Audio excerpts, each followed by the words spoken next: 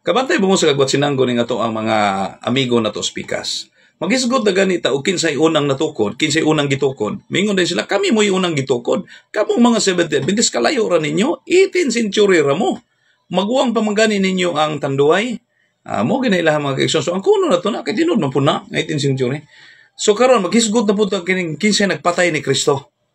Ingo dayon na sila dayon, ang nagpatay ni Kristo, mga Sabbath keeper, mga Sabadista, mga 70 Adventist mo nagpatay. Makalibog mo. Nga naman, maghisgot gig pinakauna, kamo na dayon na. Maghisgot nagpatay, mulikay na mo dayon. Kamo makayuna, di kamo yung nagpatay. Di ba klaro kayo? So, muna siya, muna yung si San Pablo, din na sa ikaduhang Korinto, sa 4 versikulo 2, amo na nang gisalikway ng mga siniwitik. Ingon siya din hiyo, kabasan ha? O, gisalikway na mo ang mga pamaagi nga makauulaw o siniwitik. Nagdumili kami sa pagbuhat sa lipat-lipat o sa pagsambog sa mga pulong sa Diyos. Ilan na nang gikuan ng mga lipat-lipat? Kaya nga naman, ang inyong style, lipat-lipat. Pag moingon na gani kinsay nagpatay, 70 Adventist. Kinsay unang gitukod, kami. Amingon ni kamo, asti lang, layos tinood. Follow and share sa itong video. May balo ng uban, lipat-lipat rin ang inyo ha. God bless sa tanan. Ato ning tubagon ang sinwitik o tawag ining inilag nga argumento ni nga tong higala nga Seventh-day Adventist. Kay para ipatuon ang yun nila nga insakto sila o tinuod sila. Muna maghimo og mga argumento nga kung diin yung klarong gitawag og lipat-lipat. Kini nga video na ako'y tulo ka main arguments nga to ang tawag anong tanawon. Number 1 nga argumento, ingon pa niya, claim daw kuno sa gitawag og mga Katoliko nga mas nauna pa ang simbahang Katoliko kung i-compare nila. Yes, tinuod man na. Nauna ang simbahang Katoliko kung i-compare sa Seventh-day Adventist. Nga naman kay, admitido naman gani ining maong tawag ining defensor Sabadista nga natungkod lang sila 19th century. Kanya pagkahuman i-compare rinyo ang existence sa simbahang Katoliko nga nagsugod pa sa 1st century AD. So, mo na gitawag kamaturan nga ang Seventh-day Adventist dili gyud na iya ni Ginoong Jesucristo ug ang Iglesia Katolika Apostolika Romana nga mas nauna pa niya nga Christian Church mo nang iglesia gitukod sa ato ang Ginoong Jesucristo. Musugot na mo sa dili, mo dawat mo sa dili, mo nang iglesia gitukod sa atong Ginoong Jesucristo. Number 2 point niya, ingon pa niya kung in terms of claim daw, mag-claim daw ta nga kita itawag ining una, dili man na matter nga kanang term nga una o kanang ulahi.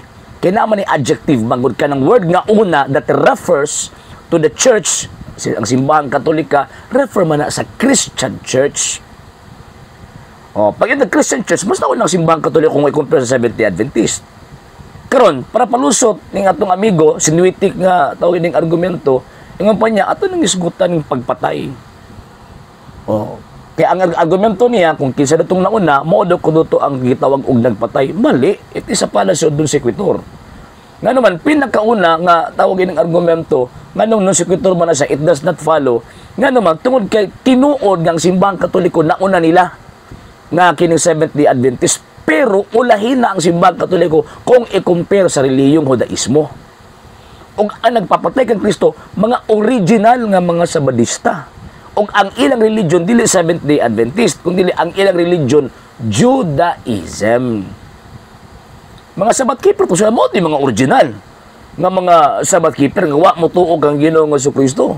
So kung imo tanawan ang prinsipyo, kung tinuod kang Sabadista, dili ka mo tuog ang Ginoong Jesucristo. So, kini mga Sabadista karon nga nikuyanap sa timbong kalibutan, dili ni wam ni kalabutan sa gitawag og mga Hudyo. So, kada nagpapatay kang Kristo, mga Hudyo na nga mga Sabadista, mga original. So, ang nagbarog concerning Sabbath keeping sa panahon na Ginoong Jesucristo, maunay murder ni Kristo. Maunay ni patay kang Ginoong Jesucristo. Dili ang simbahang Katoliko, nga naman kay ang existence sa simbahang Katoliko, nag-exist siya tungod sa pamulong o tungod sa pagtukod ni Ginoong Jesucristo. Number 3, tawag ining point. Ang argumento niya, ingon pa niya, kining maong gitawag og simbahang Katoliko, sila nagpapatay kay sila kuno ang una. Actually, wala, di ka kita sa kasaysayan Dili ka kabasa sa kasaysayan, even sa gitawag bala ang kasulatan nga kining Catholic Church or the Christian Church for the first 1,000 years naa sila kagahom sa pag-execute ana nga panahon para sa gitawag pagpamatay. No. Ilabi na sa panahon na Ginoong Jesucristo. Dili ka makabasa din na nga ang Christian Church nga mao ng Catholic Church mao na ang gitawag og original na Christian Church. Naa sila kagahom nga mag-execute og capital punishment sa panahon ni Ginoong Jesucristo. Wala kanang panahon na ang simbahan Katoliko persecuted. So man na sinuwiti kanang gibasan nimo ng gisod ni San Pablo.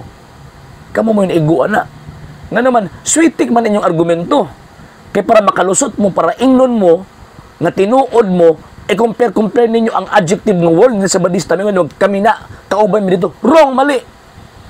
Kay kanang Sabadista nga naa diha sa Biblia ang ilang religion Judaism kanang inyo sektar na inyo ha. Gitukod og mga Amerikano, upat ka buk Amerikano dili gitukod ni tawag ining ni Abraham. Sumuan nang binutbot pa more. Sa hindi pa po nakapag-follow sa mga pages po natin, i-follow nyo po yung mga pages po natin, RJ Horolanciano II TV Apolia Punto Argumento page, Kuya Apologies TV page, and RJ's Vlog 2022.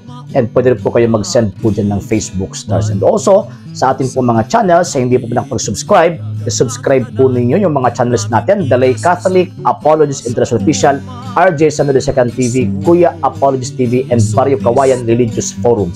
And pwede rin po kayo mag-send po dyan ng super sticker, super chats, and super thanks. And maraming salamat po sa mga kapatid at mga Katoliko na ulis pong tumutulong sa programa po natin. Maraming salamat po. Nang dahil po sa tulong at suporta po ninyo, ang programa po ito, until now, andito pa rin po sa social media. And until now din po, nangangailangan pa rin po tayo sa tulong at suporta po ninyo dahil wala po kami magagawa rito mga sir, mga ma'am, kung wala po yung tulong at suporta po ninyo. Sa gusto pong tumulong, sa gusto pong sumuporta, pwede po ninyong ipadala ang tulong at suporta po ninyo sa pamamagitan po ng ating mga account numbers dyan po sa ating pong screen. And pwede nyo po kaming i-message sa ating pong page kung via remittance po yung papadala po ninyo. Maraming salamat po in advance.